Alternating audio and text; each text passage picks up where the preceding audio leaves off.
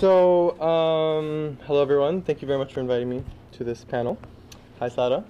What I want to talk about is, one of the main problems I think concerning approaches to the Syrian revolution is generalizations.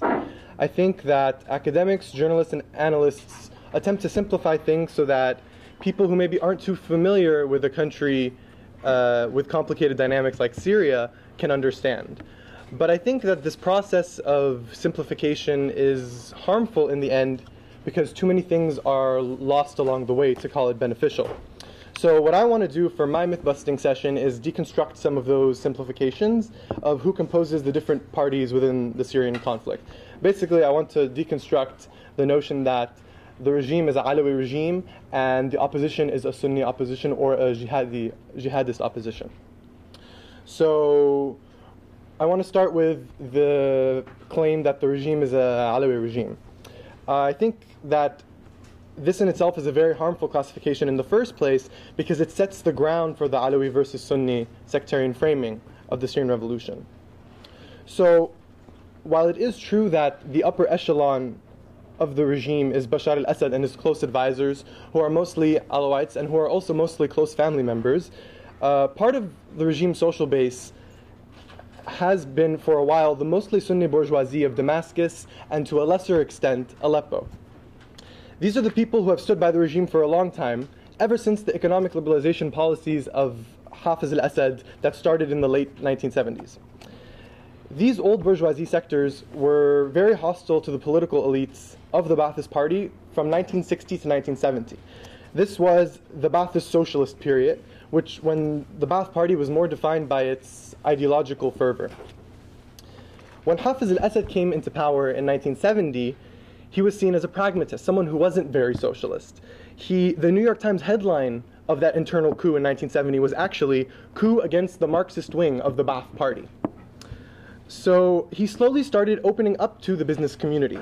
And we started seeing the shift in the Ba'ath social base from, whereas before it was mostly allied with labor and farmers and minorities, you see the shift towards the business classes, most of whom, but certainly not all, but most of whom were Sunnis living in the urban areas. The real apex of this shift came in 1982 when the regime killed up to 40,000 people in the Hama massacre. The Sunni business classes of Damascus and other cities as well famously did not stand with their Sunni brethren in Hama. In fact, they were either silent or openly stood with the regime. In fact, top members of the business community appeared on television with Hafiz al-Assad shortly after in a very symbolic act to show that we aren't going to stand against the regime, we're going to stand with it, even though it's just killed 40,000 people in Hama. So on the one hand, there are Sunnis within the base of the regime, but on the other hand, there's this notion that all Alawis have become wealthy or have greatly benefited from the regime, and that isn't true either. In fact, a lot has stayed the same. Many Alawites feel like the only way to achieve upward mobility today is to join the ranks of the army, which is exactly what they've been encouraged to do since French colonialism.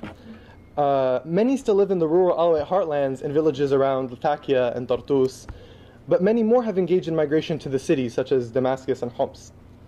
Now, this migration of Alawites from those places to the more urban areas has itself caused a lot of tension in Syria. Let me be clear, like these rural urban migrants are not wealthy by any means. But in relative terms, for example, to many of the Sunnis in Homs, they were accorded just a few more privileges than everyone else. And those few privileges led to vast resentment amongst the other people in Homs, because basically it's a classic tactic of the ruling class to accord some privileges to a certain community in an attempt to divide people. So what happens then is they exercise those privileges over the people who are lower than themselves on the ladder, and they defend those privileges till the death. This tension existed before the revolution. So many people try to paint this picture of Syria as, before 2011, as this utopia of sectarian coexistence, but it simply was not true. There was a lot of sectarian tension brewing under the surface, so even if we didn't see it in the, if you didn't see it in the everyday lives of, when you were as an outside observer, it certainly did exist, especially amongst the working and farmer classes as different sects were pit against each other by the regime and economic elites through patronage. So that concludes the regime is Alawi myth busting. Now I want to move to the opposition as Sunni or the opposition as jihadists. So recently, I think most of the Syria conversation has been focused on the fact that, the opposition is dominated by Al-Qaeda factions, or who are the rebels really? Are they heart eaters? Are they freedom fighters? So what I want to claim, I want to make two claims about the jihadists in particular. So many people say that the jihadists have begun to say that the jihadists are Assad agents. Now, while I I think that claim is a bit exaggerated, I want to claim that there is credence to the idea that Assad helped bring the dominance of the jihadis about. And second, and although I'm definitely not the first to claim this, I just want to reiterate that these jihadist groups are not the revolutionary forces, they are the counter-revolutionaries within the Syrian uprising. Now, when I say the jihadis were brought about by Assad, it doesn't necessarily mean that Assad supported them or organized them directly. What I mean is that he paved the way for them to emerge. Many would challenge this claim by asking why Assad would seem to prefer the emergence of what are today his biggest enemies. The answer is that, despite that, Assad knows that he can deal, or at least live longer, dealing with a jihadist insurgency. And he has made similar calculations in the past. For example, when protests first broke out in March 2011 in Daraa, the policy of the regime was violent repression. Now, violent repression of mass protest movements only have two outcomes. Either you silence the protest movement, or the protest movement becomes an armed struggle. Okay? And outcome number two wasn't exactly what Assad was hoping for, but it was a risk he was willing to take. He would rather have Syrians resort to armed struggle than see the continuation of mass politics and mass protests. So, in any case, I bring that up because with the jihadists, I believe Assad made a similar calculation. He figured that if he could portray the opposition movement as composed of mostly dangerous fundamentalists, the West and other powers would be less likely to help the opposition, and that Syrians themselves would reconsider whether abandoning Assad was a wise decision, quote-unquote, given the alternative. So it was kind of an attempt to posit himself as the lesser evil by creating another evil. So he did do many practical things to execute this decision. I can't go over them all now, but I'll give you a quick example. In late 2011, Assad released around 1,000 political prisoners in what was seen by many of us partisans of the Syrian cause as a concession or an attempt to, that we were winning, that we were weakening the regime, and he was conceding to us. What we later found out was most of those around 1,000 political prisoners who were released were actually Salafist activists, many of whom were experienced commanders in Iraq. For example, one of those people who were released in mid-2011 was Zahran Alloush, who is now the leader of the newly formed Army of Islam. There's actually a photo of Zahran Alloush in Sednaya prison with Hassan Aboud, who is now the leader of Harar al-Sham, and Abu Isa, who is now the leader of Sukur al-Sham. Although I wouldn't call Sukur al-Sham jihadist necessarily, but just to give you an idea of how many of these people were in prison and now they aren't. But on the other hand, the regime has a policy of imprisoning civil society activists, seculars, leftists, young people, unarmed, nonviolent protesters, and letting them languish in prison indefinitely, while setting jihadis free and letting them run amok. So our brightest and most capable revolutionaries are stuck in prison, while these unarmed fundamentalists roam free. If that's not a calculated move, then I don't know what is. Furthermore, some of these brigades have control of Syria's oil fields and collaborate with the regime in keeping the oil flowing. Nusra, for example, don't even deny this. In an interview with a Nusra fighter, The Economist asked him, "Do you have contact with the Syrian regime?"